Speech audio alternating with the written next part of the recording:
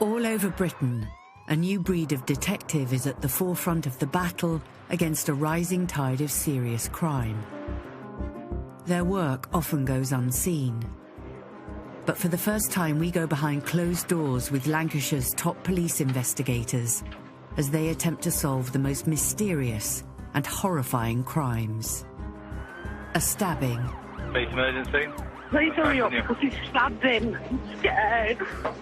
Armed robbery. You're under arrest on conspiracy to steal in excess of £185,000.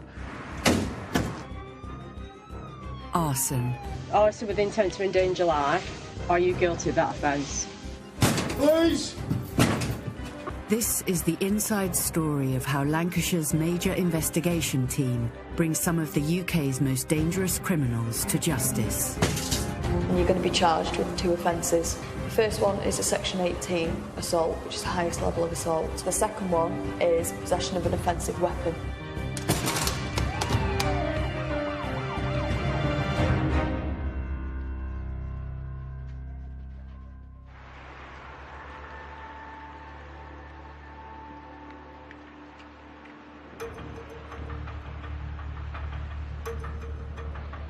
Rishton, Lancashire.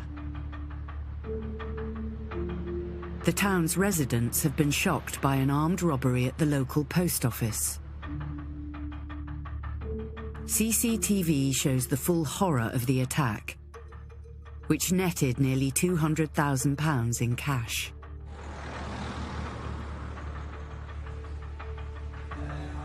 Leading the hunt for the armed robbers is Detective Inspector Simon Upton. Thank you for coming. Simon Upton, the SIO for this investigation. This robbery took place around 5:30 on Friday the 5th of May at Rishton Post Office, which is on the High Street. Fridays will significantly have a lot more money at the post office, mainly due to things like pensions, etc. And also, this is like the funnel to the cash machine, which will be obviously loaded up for the weekend, so we'll be putting maximum cash in there. It was a nasty armed robbery that was committed. The victim was in the process of cashing up after the actual post office was closed. It would appear that the suspects have drilled some 4 holes in a lower wooden panelled door, gained entry, and then proceeded to attack the post office worker. Behind the counter is Mohammed Iqbal, the brother of the postmistress.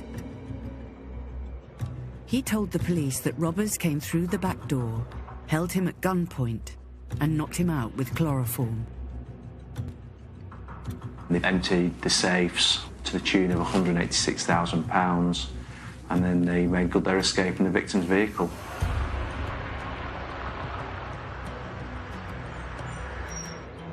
There are puzzling aspects to this case. To reach the back door, the robbers had to climb over an 8-foot-high wall, which had a CCTV camera next to it. But the camera didn't record anything. Beyond the wall is a camera. A couple of weeks before, that camera was targeted by an individual or individuals with spray paint, which basically made the camera inoperable. This is a camera which is disabled. You wouldn't see that camera from the public area of the alleyway because it's hidden by this wall. So when that's been disabled, they've had to climb over this wall and spray paint it. You need to be aware that camera was there before disabling it, wouldn't you? The detectives find it odd that the damaged camera wasn't reported to the police, and that there are no witnesses who saw the thieves climb the wall, either to disable the CCTV camera or rob the post office. These irregularities prompt the detectives to re-examine the CCTV from inside the post office. That's the front door, isn't it, to the post office? Yeah, because he's put the shutter down there. See, that reaction is just unusual, isn't it? Bear in mind, he's on his own in the post office, so that will be, massive. Well, this part now, he's right in front of the door. The person who's come through that door, because that door hasn't got a peephole, has come with the sheet up. How do they know he's there? No, that's a good point, yeah. How do they know there's only the one person? Because they're just holding one sheet up to put over him. placing the gun there for just 10 seconds in a way of making us aware that there is a gun, but then the gun's not seen again. It's just placed on the side for us to see briefly. And knowing that the postmaster will be there alone. And that, for me, is what started me thinking, really. His reaction was just very much, let it happen. And your natural reaction, I think, will be one of sheer fright, just the fact that somebody's in a building that's supposed to be empty. Theoretically, if they didn't know anything about the post office, they'd be shouting at him, wouldn't they? Yeah. You know, where's the money, where's the safe, you know? Yeah. Is there anything in the ATM machine? Car keys. Yeah. I've been doing this job long enough to know when something just doesn't add up. The unusual aspects of this case make the detectives decide to pursue a very different line of inquiry.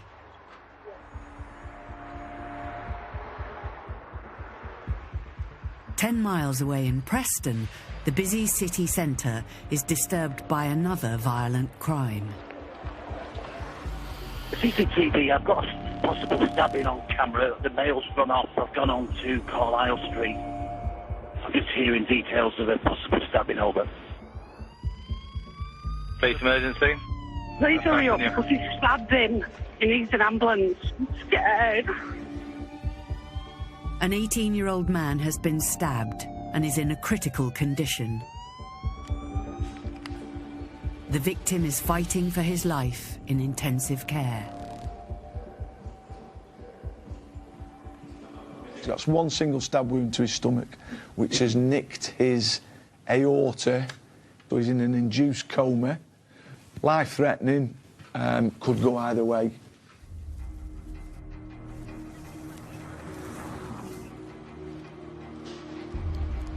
It is a very serious offence, so the investigation could move into a homicide, murder investigation. Eyewitnesses saw 2 young men running away from the crime scene. Officers are searching the city for anyone who fits the description of the attackers. I think there's a possibility that these kids are just wandering the streets because of the impact of what they've been involved in and what they've possibly either done or seen. I'm just going to have a drive round, keep an eye out. Just take that off for us a minute. Have you heard about what happened at the back of Willie Banjo's? You've not got any knives on you, have you? You don't carry knives, you're not stupid like that, are you? You don't look stupid. You're going to stick together, aren't you, gents? See you later. A witness has told detectives how the incident started. The 2 lads want to have a fight with the victim. He refuses, obviously. There's 2 of them, 1 of him. Our victim has come out of the bank and been pursued by 2 offenders. They've then asked him into the alleyway at the bottom of the town centre street. He has gone in there, and during some sort of melee, it appears that he's been stabbed by 1 of the offenders. PC Jerry Jarosh now has the name and address of a suspect. We're going to utilise the early hours of the morning and try and sneak up on his home address in the hope that he's slipped home to go to bed and we'll catch him asleep. Rob, we've got an answer at the front. He's not here, and his mum's been up all night waiting for him. He obviously knows he's wanted. He's running around hiding. She's literally sat in the front room waiting for him to walk through the front door. And has been all night. It's as serious as it gets, to be honest. At the moment, we've got our victim in hospital. We don't know whether he's going to live or die.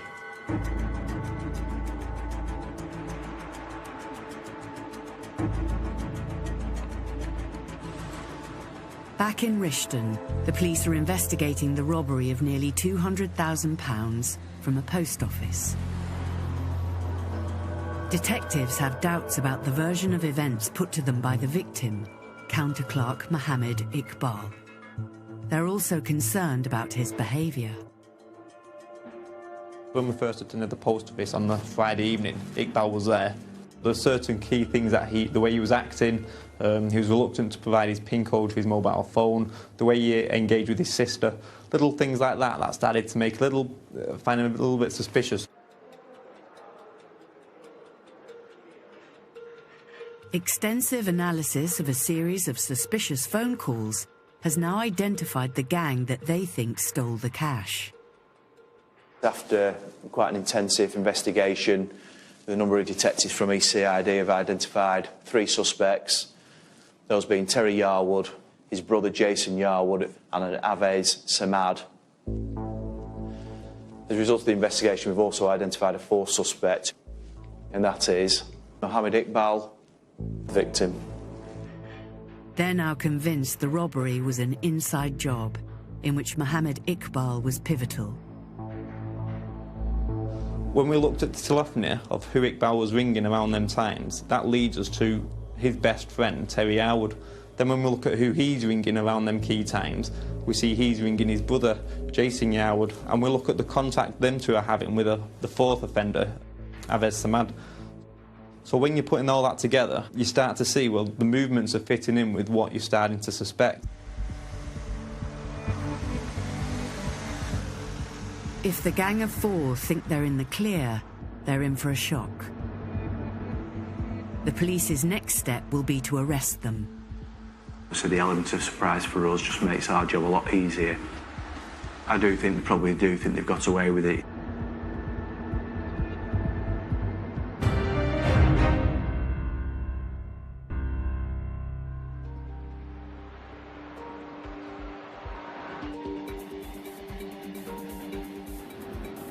Detectives are investigating an armed robbery of nearly £200,000 from a post office in Rishton.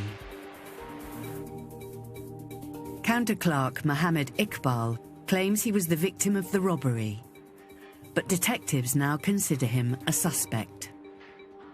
We treated him fully as a victim, as we would with anyone at that time, until we start to build up the evidence chain and start looking at him differently. And it's a big thing for when you switch with somebody from becoming victim status to suspect status. And you need to be really nailed on in your belief in that before you would ever start to treat somebody as a suspect. What we didn't want to do was just go for 1, 2 or 3 of the suspects and leave one outstanding. Because obviously if we do that, then you start giving the people that we don't get an indication that we're actually after them. So we try the best we can to try and get all 4 suspects at the same time. Detectives plan to surprise Iqbal and his 3 associates, Terry Yarwood, Jason Yarwood, and Avez Samad, by arresting them simultaneously.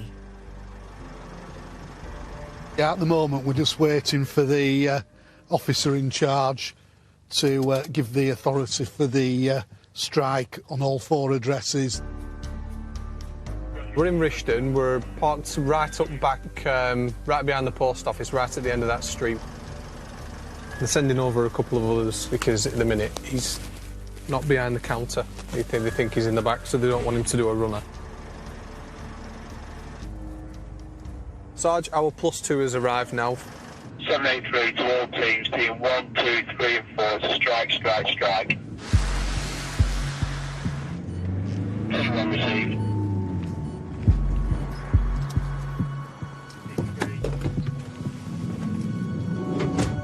Hiya, can I come through? Mr. Iqbal, can I come through, please? Can you open up the shutter? Please, can you open the shutter? Right, I'm asking politely, can you just open the shutter up, please? The officers are checking around the back of the address. At the moment, it looks like there's nobody in at this time. Right, Mr. Iqbal, you're under arrest. Right, to avert the course of justice. Possession of Section 18 firearm with intent to commit an indictable offence. Huh? And for conspiracy to steal. OK, you do not have to say anything, but it may be defensive. Do not mention when questioned something which you later rely in court. Anything that you do say may be given in evidence. Well, come on, out you go. Mr. Iqbal, thank you very much. I've just explained what you're under arrest for. Yeah, but for what reason? I've just explained. Why am I being dutiful? OK, I'm going to put you in the back of this van. Well, what have I done though? Like I said, 3 offences. Attempting to pervert the course of justice. conspiracy to steal and possession of a firearm. All right? Possession which fire?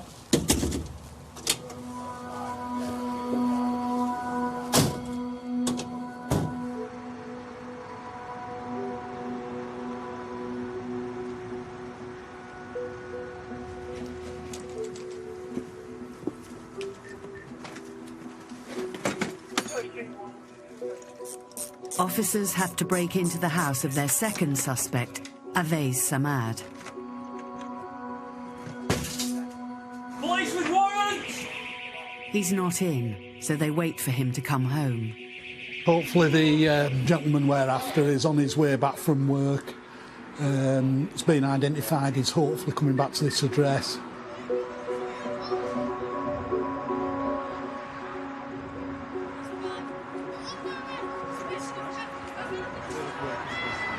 You're under arrest on conspiracy to steal in excess of £185,000. OK, do you understand?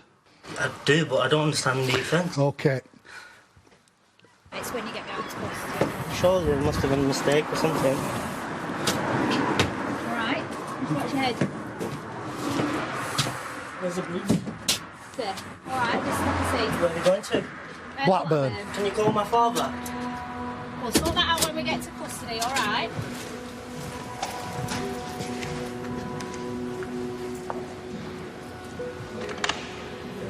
Are you working at the moment? Yeah. Which occupation, please? Postman. Post office counter clerk. OK, do you want to take your shoes off at the door for me, please? Sorry? Shoes off. He was very confused by it, very surprised as well to see a couple of police officers walking in and coming behind the counter to arrest him. He wasn't expecting that. He's been asking non-stop what offences he's been arrested for, even though it was explained to him.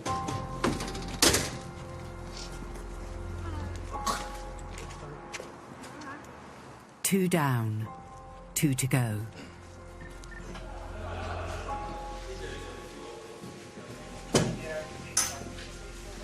There are 4 suspects that we need to try and find. Unfortunately, at the moment, we've only found 2. We've got a custody time clock that we need to look at now for 2 of the suspects in the cell, so we've got quite a bit of work to do in respect to some interviews with those people, and we've still got to try and locate the 2 outstanding, so quite a lot to do, to be fair.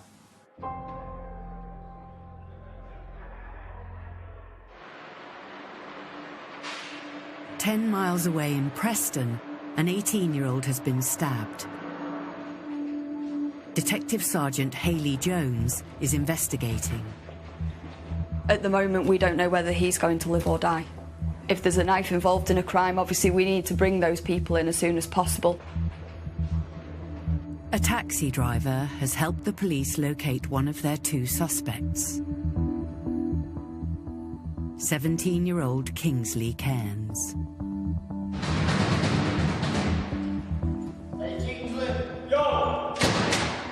We've caught one suspect already. He actually appears to have got in a taxi further away from the scene. He's then made off from the taxi without paying for it. The taxi driver has rung us, told us where he had actually taken that suspect. We've had some uniform officers in a support unit who've actually gone straight to that address and arrested him.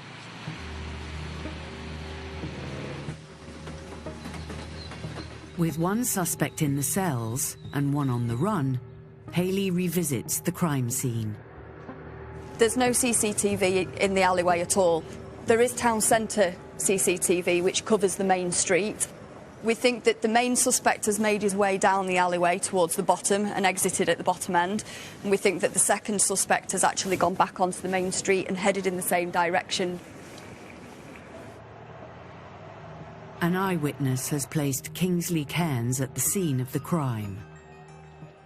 She sees 2 males. She positively identifies one male as Kingsley because he lives nearby to her. Kingsley, wanting a fight with him, is very much, no, I don't want to fight with you. And she says, I don't know how, but they're now in the entrance to the ginnel. She then sees Kingsley lunge forward and then almost instantly, 2 boys goes very still. His whole body pauses, and then he's saying, he stabbed me, he stabbed me. Detective Constable Ian Zanelli and CCTV analyst Katie Quayle study camera footage of the victim and the two suspects before the stabbing. This guy in the middle here looks like he's got something in his hand there. We just follow him as our victim, and he goes into Halifax.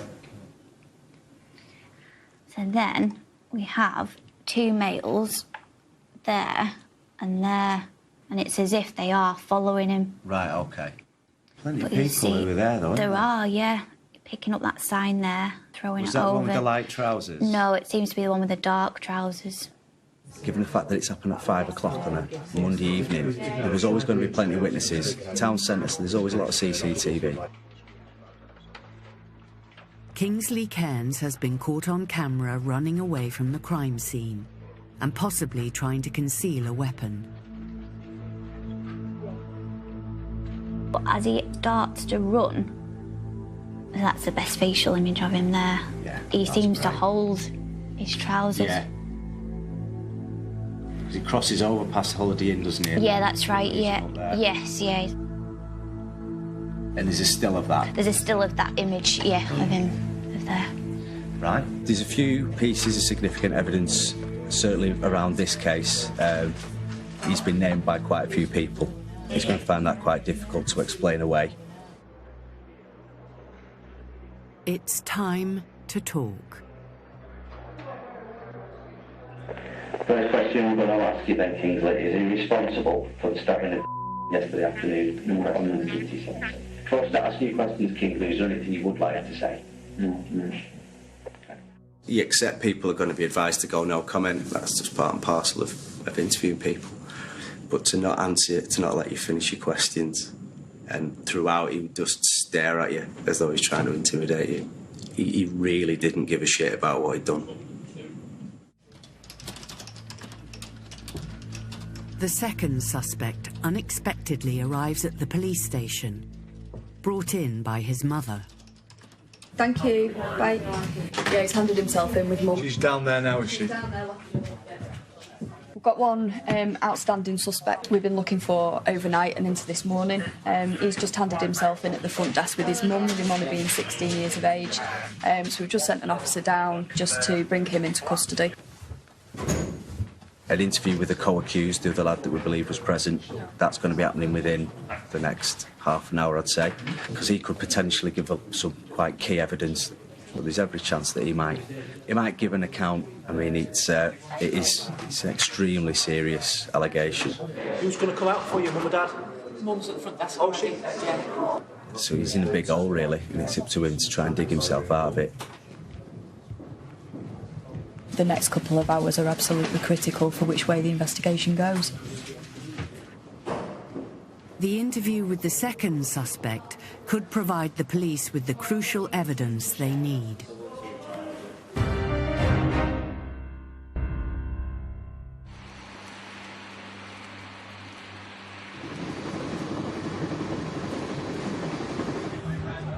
It's a typically busy Saturday night in Blackburn when the police are called to help with a house fire. Right, come on, got another job. Call from fire brigade. They've got fire. They've got 3 pumps at scene and confirmed that person definitely inside. When the police arrive, the fire brigade have extinguished the fire. Just a brief update. Fire is still assessing this property. However, it's believed that all parties have been removed from the property. A woman who was inside the house could have been killed, but a delivery man pulled her to safety. Female's in the back of the ambulance, so we'll see what she's have to say. A witness comes forward to say that earlier in the evening he saw the woman being threatened by her partner. The witness just approached the boss, right, and is basically saying he's witnessed the altercation between her and the partner, right, just prior to the fire happening. But the woman's partner isn't here now. Any idea where he might be? Nope. they're just trying to find out. They're trying to get a story off her as well. The police need to speak to this man. So we're looking to try and get her partner's details. Officers carry small portable computers which give them access to records of known offenders. So just find out who we're actually looking for. It's given us the name of him, so it's just a matter of doing the intel checks now to try and find him. Quite a distinctive name, so surely somebody will know where he is or who he is. The name of the suspect is Mark Grimble-Deston. That's who it is. Yeah, he's well known. 40-year-old white male. So what they'll do the intel checks on him now. The suspect has an extensive criminal record. Theft, public order, drugs, firearms. All over the last sort of 20 years or so.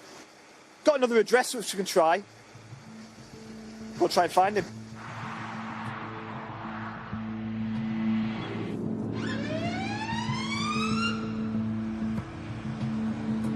Officers have traced Grimble-Deston to an address 1 mile away from the house fire. He's arrested and taken to Blackburn Police Station.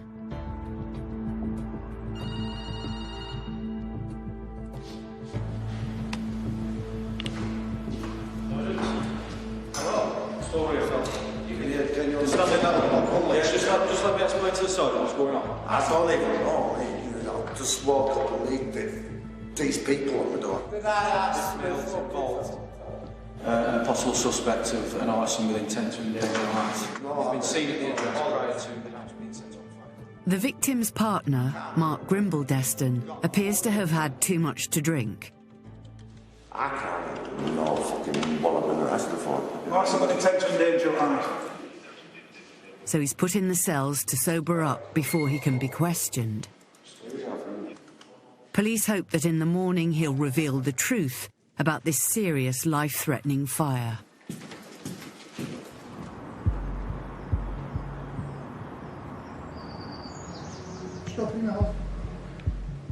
Mohammed Iqbal has been arrested on suspicion of conspiring to rob the post office, run by his sister.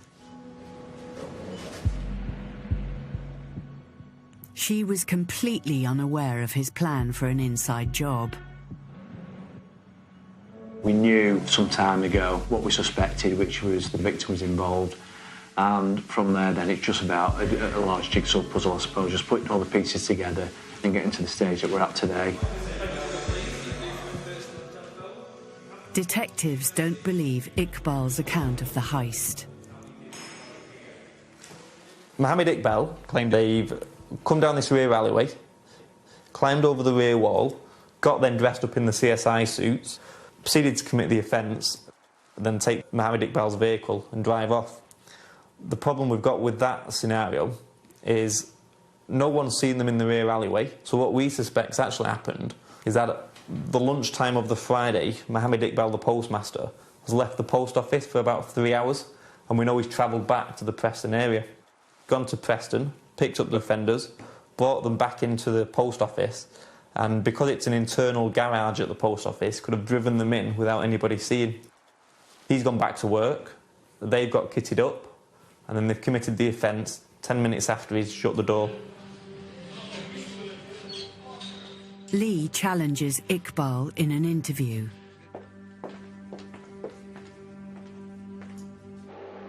Are you responsible for the theft of £186,000? No, I'm not. No. Do you know who is responsible? I don't know. What we're saying, Mohammed, is the CCTV has been checked and checked again, and nobody, bearing in mind how big that wall is, nobody's been seen scaling the wall. And like Lee's explained, it doesn't make sense. Yeah, They've got in somehow, and we put it to you that you have collected them from Preston and brought them back. I have not collected them. I was on my own. These men became ready, fully suited up, in the broad daylight, coming down that road, being seen. It doesn't make sense.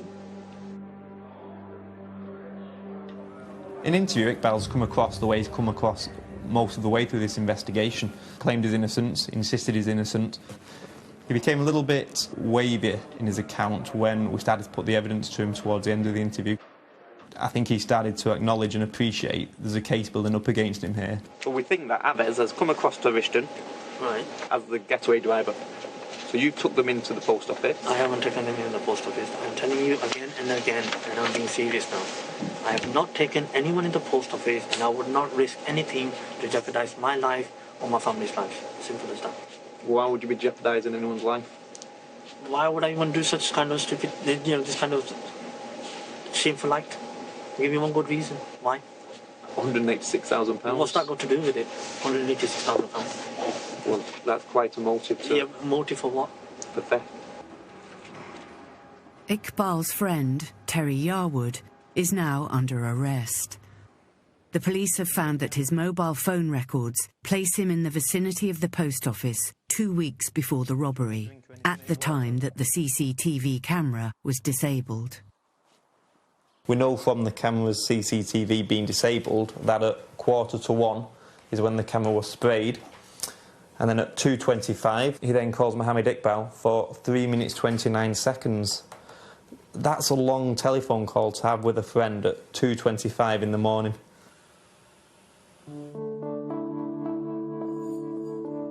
Lee now has enough evidence to charge all 3 men. The first offence is Rishton Blackburn conspired together with other persons to steal monies to the value of £185,699.01.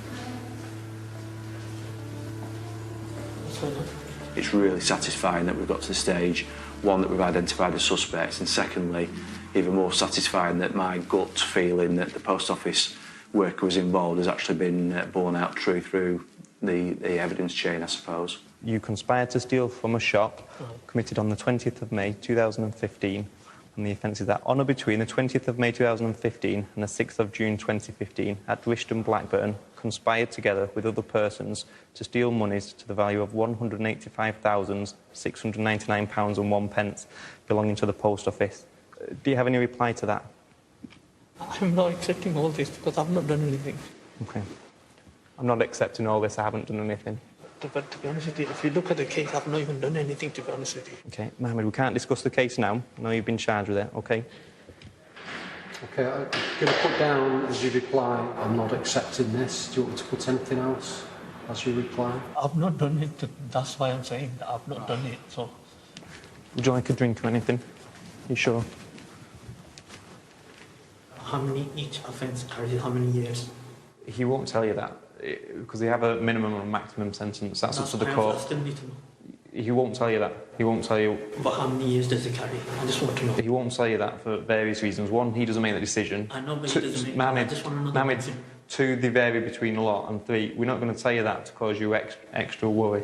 No, I just want to know, please. Right, well, I'll tell you that. The imitation firearm offence carries a life sentence. That doesn't help you, does it? And? It doesn't matter. If that carries a life, then the other 3 are irrelevant, aren't they? The other 2 are irrelevant, because that's a life. They can't be any higher than that. And the other 2? I don't know them offhand. But that's a maximum sentence.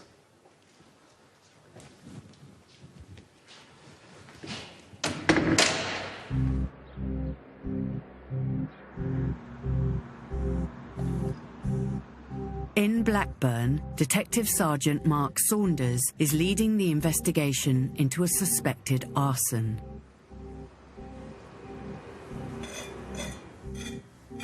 Okay, just through here, there's specialist investigators trying to determine exactly what's caused the fire, whether it's been done deliberately. Detectives suspect that the fire may have been started intentionally by the partner of the woman who was rescued from it. It appears that the seat of the fire is there. There's been a huge amount of energy that's then scorched the roof. It's taken the plaster off the ceiling. It's scorched all around the skirting boards.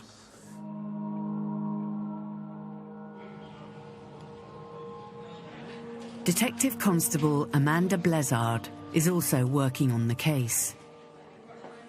A woman has been rescued from the address by a takeaway delivery man. If she'd not been rescued, they think she probably would have died in the house fire.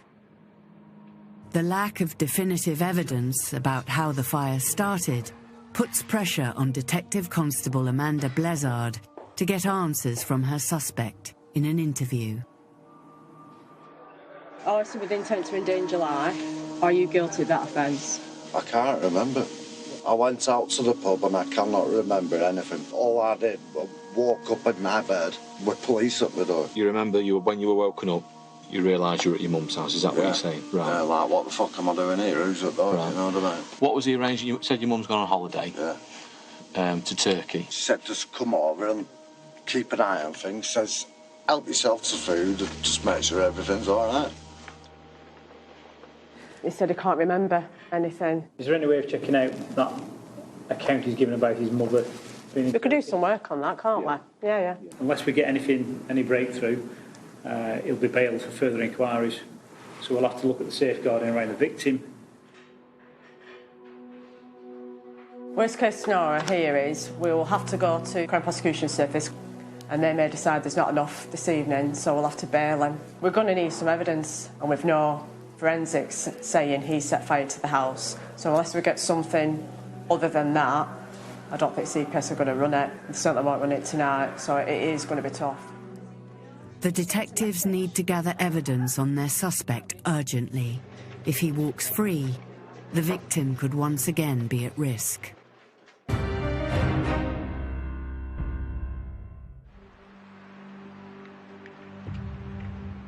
In Preston, detectives are investigating the brutal stabbing of an 18-year-old.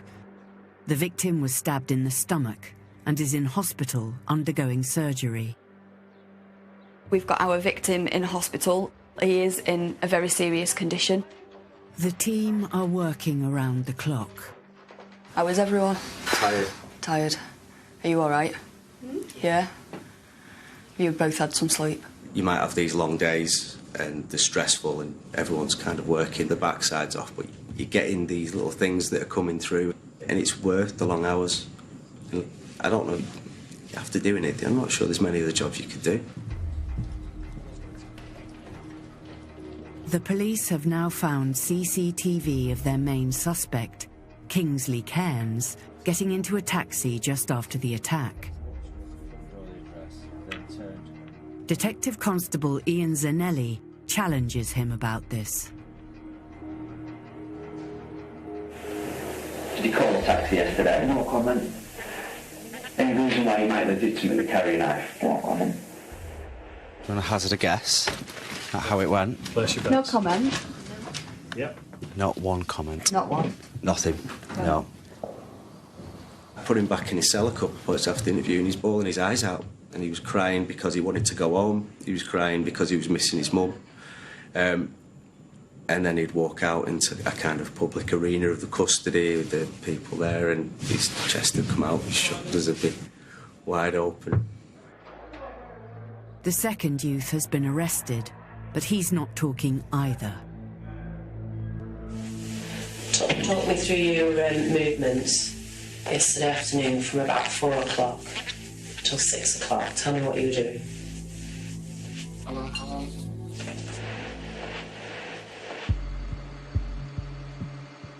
The police have obtained CCTV of both suspects walking together outside a bank, close to where the stabbing occurred. Look how distinctive the trainers are. Oh, yeah. I got them. The cloak, yeah. But that's the jacket. I've got that coat on. Yeah, and facial there. Bloody hell. It's good, isn't it? How good's that? Yeah. You can't get better evidence than that, can you? The Crown Prosecution Service has told Hayley she has enough evidence to charge Cairns. I'm going to explain to you what's going to happen, OK? We've had Crown Prosecution Service advice, and you're going to be charged with 2 offences, OK? The first one is a Section 18 assault, which is the highest level of assault. And the second one is possession of an offensive weapon. So the first one is on the 21st of December 2015 at Preston, unlawfully and maliciously caused grievous bodily harm. Do you want to make any reply to the charges? No, no reply, Sarge. Right, so we're going back to this cell and somebody will pick you up in the morning, OK? Do you need anything else? The second suspect will be released this evening on conditional bail. He will be on a curfew between certain hours. There'll be some kind of exclusion zone to keep him out of the city centre. We haven't got to the bottom of the motive. There's suggestions of arguments over Facebook and girls being involved. Certainly not enough to justify what's happened.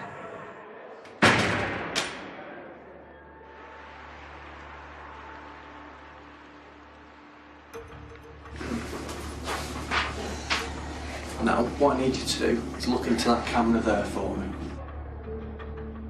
Detective Constable Amanda Blizzard is investigating Mark Grimble-Deston for an arson attack. Try not to fidget and move, just stare at the camera. Grimble-Deston claims he was house-sitting for his mother when arrested. Amanda has a good reason to doubt his alibi. Can we clarify that where you arrested is actually your home address and you bought it with inheritance money after your parents had passed away and they aren't on holiday in Turkey? Why have you told us your mum's in Turkey when she's dead? I don't know. Because it just makes me wonder what else you've told me in an interview that you've not been truthful about, Mark. Oh, no, it doesn't matter, that one. When Grimble-Deston was arrested, the police obtained a mobile phone, which could be a vital source of evidence. The phone is massive at this moment in time. The sooner we can get that phone read, the better, and the sooner we can have a look through and see if there's any text messages or any phone calls that might incriminate him. Is it a white iPhone you have? Yeah. Right, OK. Do you know your telephone number for that white iPhone? No. You don't? No. How long have you had that phone? A fair bit. Do you have a pass number on it? Yeah. What's your passcode number? Why? It will take the police a lot longer to access Grimble-Deston's phone records without his number, but he refuses to reveal it. Amanda is now in a race against time. If Grimble-Deston is an arsonist, it would be dangerous to release him. But Amanda has found a way to get the mobile phone number. That number from that phone read, he's used it to ring us in November 2012 on an inquiry. Right. So if he tries and tells me in an interview that that's not his phone, 2012, so he's had that number for 3 years. Now they have Grimble-Deston's phone number, detectives look for evidence in his phone text messages. 2 text messages from the night of the fire are particularly incriminating. He sent a message to her. What time's that? Literally just after midnight. His text is saying, I'm in your house, it's on fire. Then he's messaged his mate, I think I've set fire to her house. We've got a series of text messages now making mention of a fire, making mention of his intention to kill her. He's guilty, isn't he? At midnight, you send a text saying, house is on fire. I seriously can't remember nothing. I told you I was paralytic drunk and I don't remember nothing. When you've sent them text messages, Mark, what were your intentions? Nothing. I had no intentions at all of doing anything. No, it's up to us who come into the fight. It's time to charge Grimble-Deston. The charge will be arson with intent to endanger life. That's the most substantive offence. Right, you're charged alone with arson with intent to endanger life, offence committed alone on the 10th of January 2016. Have you got any reply to those charges? Not guilty. Not guilty? Not guilty. Mark, due to the serious nature of the offence and the likelihood of interfering with witnesses, I can't grant you bail. I'm sure your solicitor will make a bail application tomorrow morning at court. Take him back to the cell now and do the other avenues. What's the cell number, sir? Oh, no. Bravo 1. I'm just checking which cell you're in. When I go home, if I think I've made a difference and protected someone and hopefully prevented any kind of violence in the future, then that's a reminder why I joined the force. Mark Grimble-Deston pleaded guilty to arson with intent to endanger life and was jailed for 6 years and 5 months. Kingsley Cairns pleaded guilty to wounding with intent to do grievous bodily harm and possession of an offensive weapon in a public place. He was jailed for 6.5 years in a youth offenders institution.